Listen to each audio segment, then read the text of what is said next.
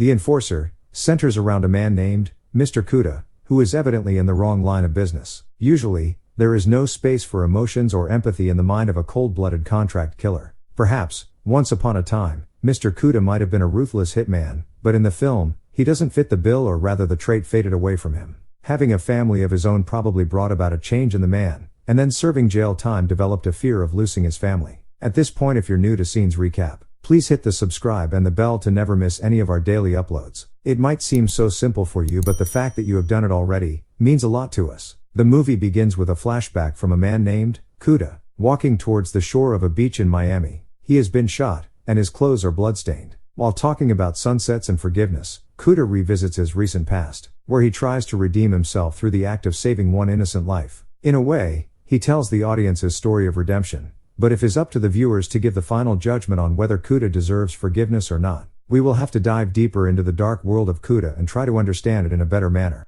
In the next scene, the movie introduces us to Stray, a backyard fighter who earns a living by putting his life at risk each and every day.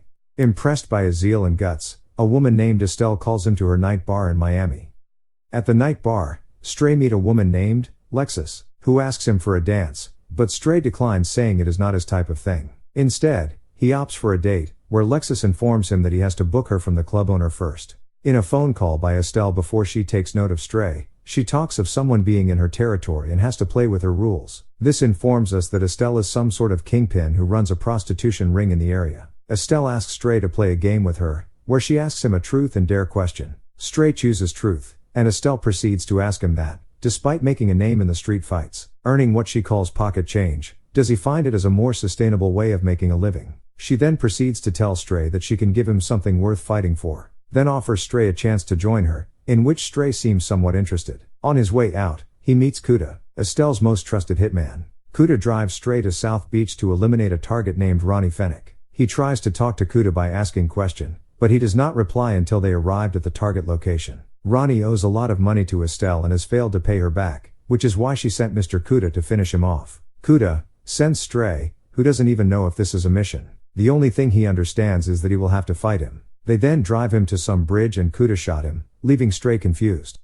But even though Cuda and Stray finish the mission successfully, Cuda doesn't like Stray's amateur working style and thus sends him off after paying him. The very next morning, Cuda pays a visit to his 15-year-old daughter, Lola. It is the first time Cuda meets her after coming out of prison. In an effort to mend his relationship with his daughter, Cuda hands her some money and asks her what she wants for her upcoming 16th birthday. However, it is apparent that Lola doesn't like her father visiting her at school and hence quickly takes a leave from there. In the next scene, we see another girl named Billy, also happens to be 15 years like Cuda's daughter. She is shoplifting and soon caught up. Near the beach was Cuda, who hears the fuss and quickly comes to her rescue, and paid the bills. Meanwhile, we see Stray paying his rent. The film informs us that he was behind on his rent and his apartment keys were taken from him. Cuda takes Billy for dinner, where he learns that her mother passed on. She also happens to have run away from her foster parents' house in Atlanta and has come to Miami to start a new life. Cuda advises her and tells her that Miami streets are unsafe for a young girl like her. He then asks her if he has a friend or relative around that he can take her to. Billy says she has none, and out of generosity, Cuda pays for a hotel room so that Billy can stay there for a week. And, in the meantime, find suitable work to survive in the city. He even hands her some cash along with a golden-colored money clip. Cuda saw a glimpse of her daughter, Lola, in Billy, which could be one of the many reasons why he was so supportive of her. In the next scene, the same night, we see Stray and the lady he met at Estelle's night bar, Alexis, in a dinner date, where they talked about their experiences before getting here.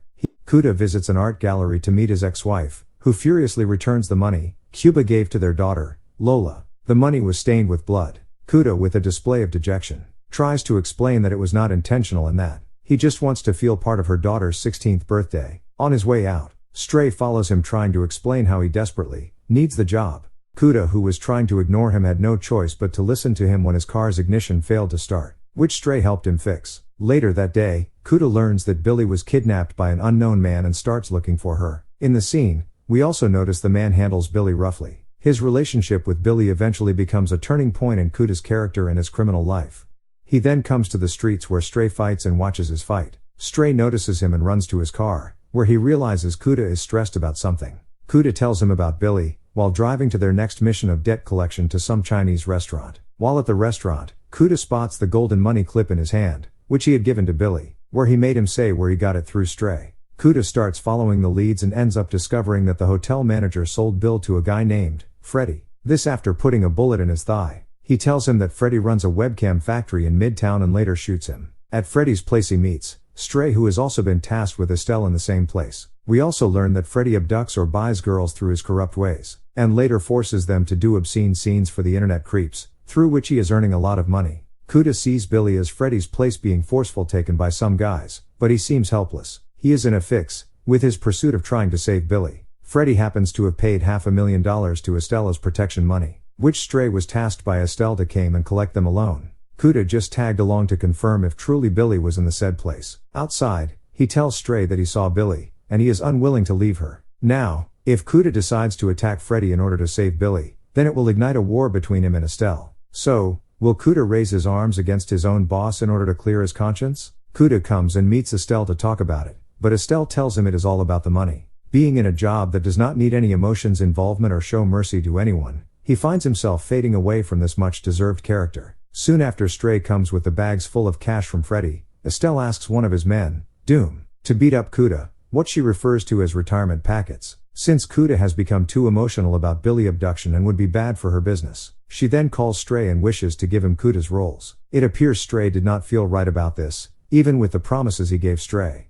It was apparent, Estelle was more interested in money than Cuda's newfound empathy towards the underage girl. At this point, Stray had two choices, either to stay loyal to Estelle and witness the death of his friend cum mentor, Cuda, or help Cuda and start a war with Estelle. Fortunately, Stray chose Cuda over Estelle, and hit Doom with a wine bottle. His fighting style seemed ineffective against Doom and had his left arm twisted. Estelle then asks Doom to finish Cuda, which he does by strangling him. During the fight with Doom, Cuda unclipped the shotgun hanging on his vest. While Doom was trying to suffocate Cuda to death, Cuda quickly grasped the shotgun and blew Doom's head. In a fit of rage, we see Estelle going for her gun and aims it at Stray before Lexus comes to his recuse, and blows Estelle's head. Lexus used to work at Estelle's night bar as a prostitute and a dancer, but as soon as she fell in love with Stray, she hoped for a completely different life and yearned to escape. Hence, shooting Estelle meant that not only did she free herself from Estelle's prostitution ring, but also saved Stray from having a similar fate as Cuda. Cuda then asks them to take the money and run.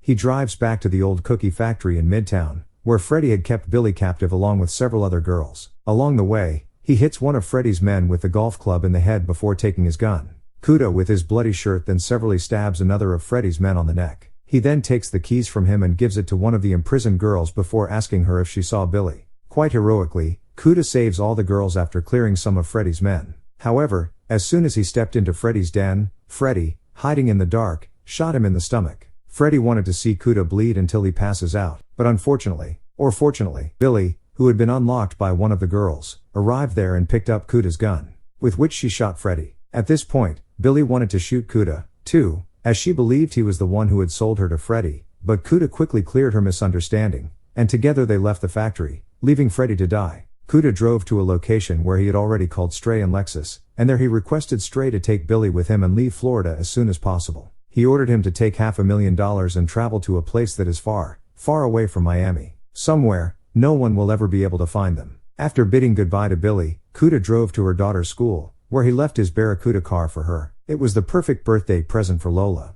At the beginning of the film, when Cuda had asked Billy for her advice on what he should give to his 16-year-old daughter, Billy told him that whatever he wanted to give should come from his heart and, more than that, it should be something that only he could give. We rarely see Cuda without his car in The Enforcer, so it becomes an extension of his personality. The car would always remind Lola of her father, since there was no other legacy that Cuda could hand over to her. Stray took his mentor's advice and shifted with Billy and Lexus to a cold region in the mountains, far away from the shores. They had built a peaceful life for themselves, and Stray opened an auto repair shop under his real name, Ricky. Once, Cuda had told Stray that he had quite a talent in fixing automobiles, and indeed, Stray remembered that compliment, which influenced his decision to enter into the same line of business in order to live a life worth living. Nevertheless, he had $500,000 with him and could have survived even without it. Soon after leaving his car, Cuda walked to the shore of one of the beaches in Miami, where he took his last breath. The last scene reminded us of the painting that Cuda had bought from a fine art gallery, probably run by his ex-wife. As soon as Cuda saw the painting for the first time, something struck him. In the painting, we see a man sitting by the shore under a tree, living the most peaceful life. Probably, Cuda too yearned for such calmness, which is why we always saw him roaming around the beaches when he was not killing people or collecting debts. During his final moments, Cuda sat under the tree just like the man whom we saw in the painting and died there in peace. In the last scene, we see the same painting in Stray's or Ricky's garage. This suggests that Cuda might not have been able to live a peaceful life himself, as depicted in the painting, but he indeed helped Stray, Lexus, and Billy to live one. By sacrificing himself, he saved 3 lives, and for him, it was indeed his redemption. This is marking the end of this film. You can also leave a comment if you will want us to recap your favorite movie. Also subscribe to help this channel out. Until next time, have a great day.